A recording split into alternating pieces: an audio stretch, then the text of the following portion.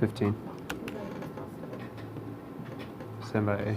10, 9, 8, 7, 6, 5, 4, 3, 2, 1. Take A. Coverage you can count on. Stand by 1. This is Channel 3 Eyewitness News Weekend Today in HD. And on 1.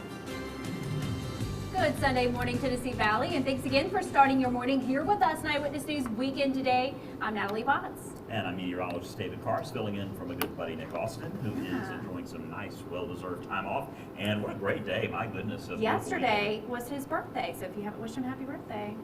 72. I know, 72 years old today. Which great. Kidding. So happy birthday to him. A lot of folks were outside yesterday doing stuff. It's a beautiful day. All you'll tell me that you did yesterday, I'm a little suspicious now, because all you'll do is say, oh, I was outside enjoying the sunshine. And don't worry about anything else. Is that it? That's all I'm going to get, right? Yeah, I was just taking it easy.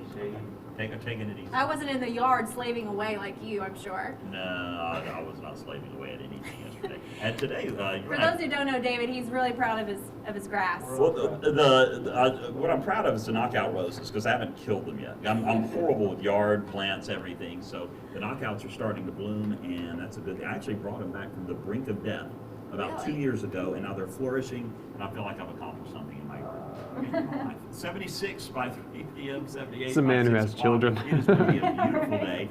78 to about 5 degrees warmer than average for this time of the year. We're even going to get into the 80s to start off next week, and no rain until the end of next week. So we'll touch on all of that coming up in just a few minutes from now. I'm jealous of your flowers. You know, I killed a cactus once. You killed a cactus? I really did. They like thrive in the They're desert. really hard to kill. I would say so. But I did it.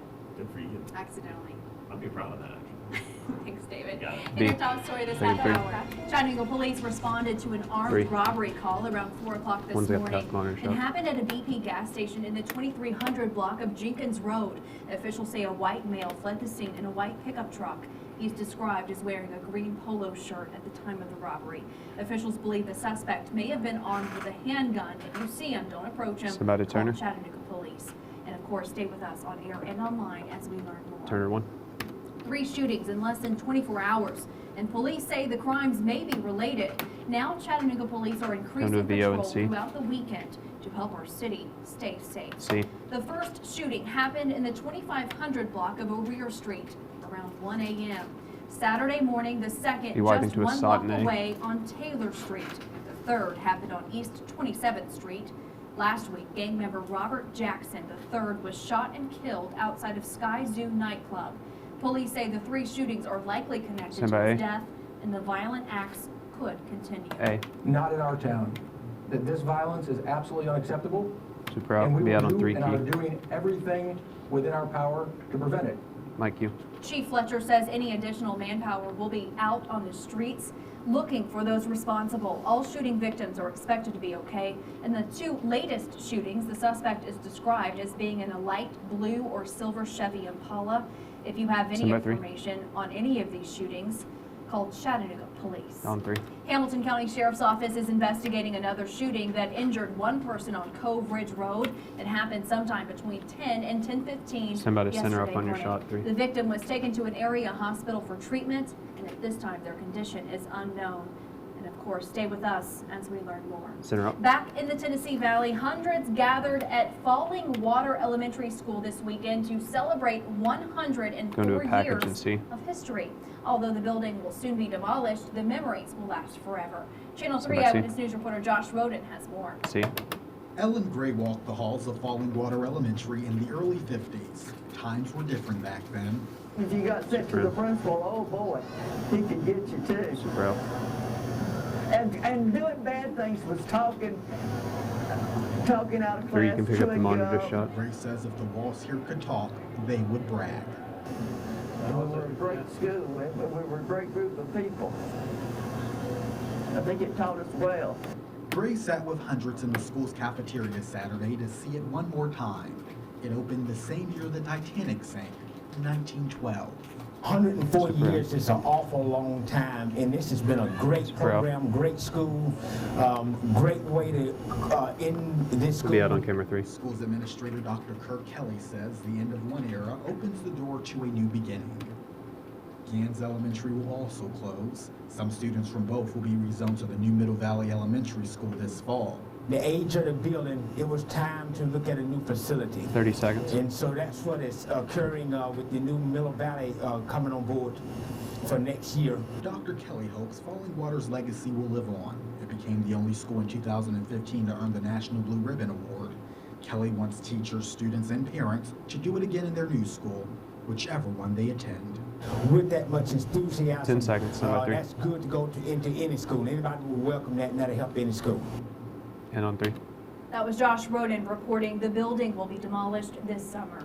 Some good news this morning. Donations for protective vests for 3 canine officers at the Cleveland Police Department now total more than $4,000. We first reported on Monday that the Cleveland Police Department is asking for the public's help in keeping their 4-legged counterparts safe. Well, each vest costs $1,100. Cleveland Mayor Tom Rowland says a new state law gives police dogs the same status as human police officers, and they need the same protection. He says the extra funds raised will be used to buy canine first aid packs and equipment for the handlers. Rowland thanks the community for its generosity and care. On 3. Well, this weekend, Pope Francis took a message of hope to migrants stranded in the detention camp in Greece. NBC's Bill Neely reports that the Pope then took 12 Syrian refugees back home with him. Take the B.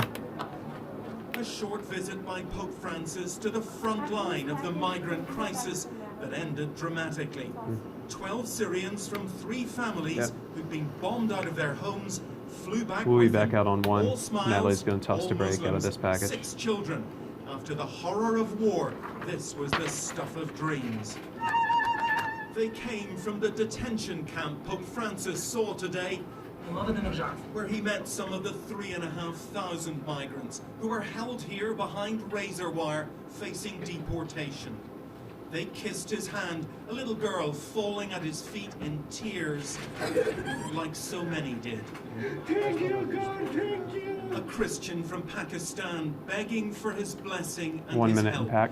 Children showed him their drawings of the dangerous sea journey they survived. So many here have escaped war, but European leaders plan to send many back. He appealed to them to show courage and compassion. The Pope struggled with his emotions on the plane home, showing the children's drawings.